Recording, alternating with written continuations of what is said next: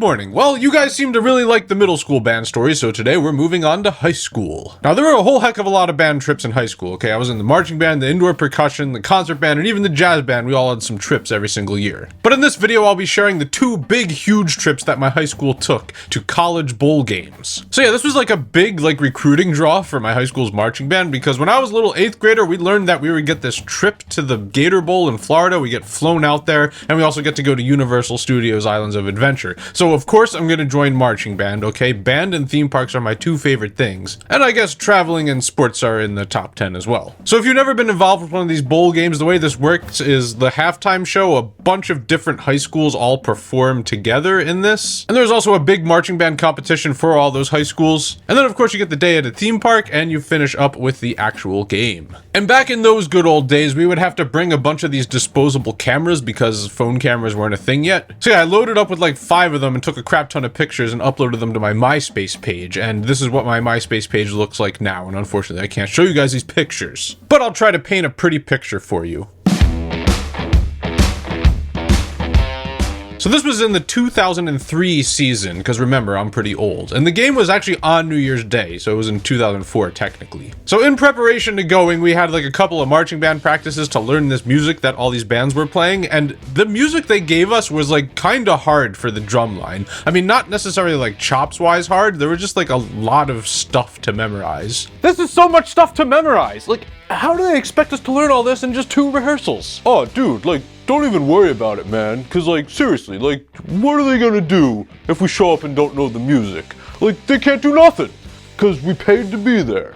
So just relax, and don't even worry about it. Yeah, I didn't listen to what this kid was saying because I didn't want to look bad going there. I didn't want to make my school look bad by me not knowing the music, so I actually practiced it a lot at home. But it turns out this kid was kind of right, because fast forward to the Gator Bowl, we were at this rehearsal with all the other bands, and literally nobody, none of the 500 drummers or whatever, nobody knew the music. The sound of 500 drummers making up music as you're going, it's an interesting sound. So for 2 or 3 hours, we would just chunk through this music, and the drumline kids were all just trying to figure out what the parts were, and it sounded really bad. We were getting no feedback at all because there was no drum techs. So then we had to figure out how we were gonna actually march onto the field, all 3,000 people in this gigantic combined marching band. Oh, there's 3,000 people in this gigantic combined marching band.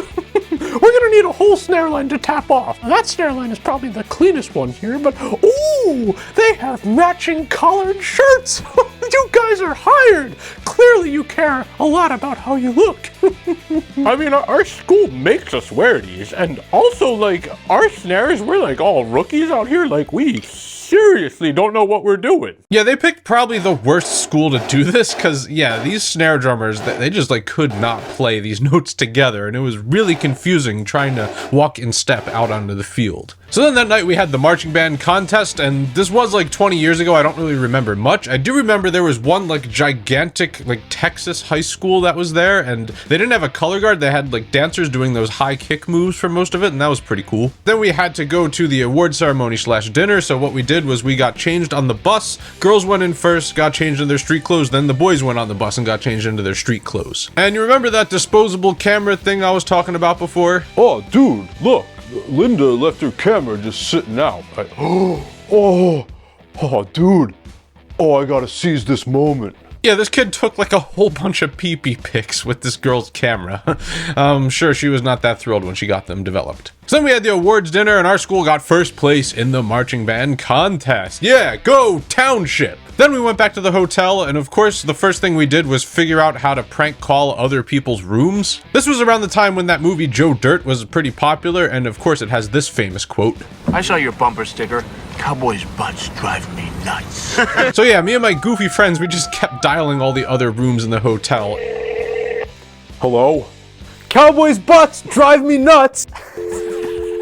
Although I'm pretty sure we called the band director's room at one point because the next day we had like a pep talk as a marching band of not to prank call people. So then we had the whole day in the theme park at Islands of Adventure. That was super fun. I remember the big roller coasters were the Incredible Hulk and the Dueling Dragons, RIP to that one. Then after the theme park we had like this boat party / dinner, and that was also New Year's Day, so we got to celebrate the New Year's, and that was pretty fun also. So then the next day we woke up for the Gator Bowl and we were still really unprepared. Nobody knew what was going on. No one knew the music. But first we had to do a parade for the town, and dude, parades are the worst, especially when you're in drumline. Like, your back is going to be dead afterwards. Although thankfully this year I was on the snare drum, so I didn't have to deal with the extreme back pain of playing the tenor drums, so it wasn't quite as bad as it could have been. So then we go on over to the Gator Bowl, and this game was an absolute blowout. The Maryland Terrapins blew out the West Virginia Mountaineers 41-7. The only reason I know that is because it's on Wikipedia. I really don't remember any of this game from actually being there. But I do remember the halftime show very well. This school's snare line schlocked us out onto the field all awkward, and then we start playing and it actually went really badly, as expected. Yeah, every single drummer got lost. We were all making up the music. It sounded like complete trash. This was probably the worst thing I've ever heard in my life, and we were on national television, and yeah, I was thinking how bad it was going to be when we're never invited back. Although later on, I got to watch a video of this halftime show, and it turns out there was actually a live band playing along to us, or I guess we were playing along to the live band. And the band was mic'd up throughout the stadium, and you couldn't hear the marching bands at all, even though there was thousands of us. You just heard the band covering everything up, which was definitely a good thing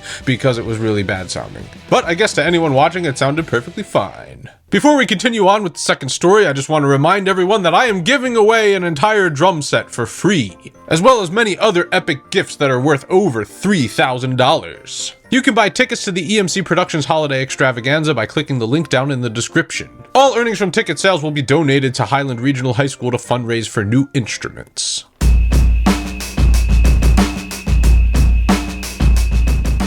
Okay, so then my junior year of high school, 2005, was the Pacific Life Holiday Bowl. Now this was sort of the exact same thing as the Gator Bowl, just on the West Coast, although this time the music was a lot easier in terms of being able to memorize it. So our whole marching band went out to California. We had a rehearsal just like last time. This one went a lot better because we all knew what we were doing. So then we had the competition. It went fine from what I remember. Then we went to the awards / dinner, and we didn't win this year. We came in second. But I wasn't even mad about it because it was to this school that was like an all-girls school from Japan, and they were like ridiculously good. So then we got back to the hotel, and this year our hotel was like this huge hotel with like 20 stories, and we were all the way at the very top floor. And I just remember having a good old time with me and my friends. We would just go out on the balcony and scream down random crap at people below. Cowboys' butts drive me nuts! So the next day was theme park day, and we got to go to Disneyland, although I would have rather gone to the California Adventure Park because I think California Adventure has some better rides, but well, Disneyland was still fun. We rode the Big Thunder Mountain Railroad like 5 or 6 times. And I also remember we went on the chairlift and we were screaming down at people walking below on the path. Cowboys' butts drive me nuts! Yeah, I don't know what was up with me and my friends. We just really liked yelling at people when we were up in high places. So then the next day was the Holiday Bowl. We went to the parade in the beginning of the day, and I was on tenor, so it really sucked. And there's actually video footage of this somehow survived through the years. Well,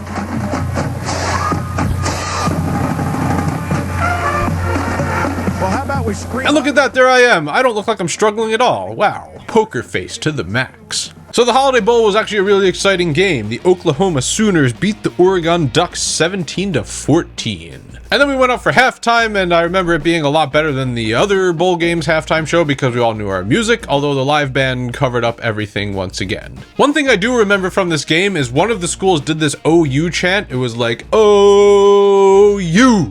And they would do that over and over again. I don't remember which school it was because, well, they're both OU schools. And then after the game, when we were walking to the bus, our school, Washington Township High School, we started chanting our own school's name like that, like Township, over and over again. And then some like drunk college kids from the opposing team, they all got like really upset because they thought we were chanting for the other team. And yeah, we almost got in a fist fight with a bunch of college kids. So then we were getting ready to fly home, and nope, our plane got canceled. All of the marching band, like whatever 150 people, we were supposed to be on the same flight, that got canceled, and the airline was trying to get us all to split up into like 20 different flights. And dude, the band director was like freaking out because yeah, you're not allowed to send kids kids like across the country on layover flights with no chaperone, and there was only like 3 chaperones on this trip. We spent like all day in this airport waiting for them to figure out the flight situation, and by that night they finally figured it out, and we all got like, I think it was 3 different flights. Some were layover, some were direct. And we all made it home safely. No kids got stranded in the middle of the United States or abducted by weirdos at the airports. So that's always good. Okay, well those are some of my most memorable high school band trips. Compose a comment if you have any epic high school band trip stories. And also make sure that you click that subscribe button, ring that Liberty Bell, and click that like button. Thank you to everyone who supports me on Patreon. If you are able to, please consider going over there to make a donation. It will help the channel out a whole lot. And also consider buying a custom t-shirt such as this one. I will leave that link in the description. And have a good morning.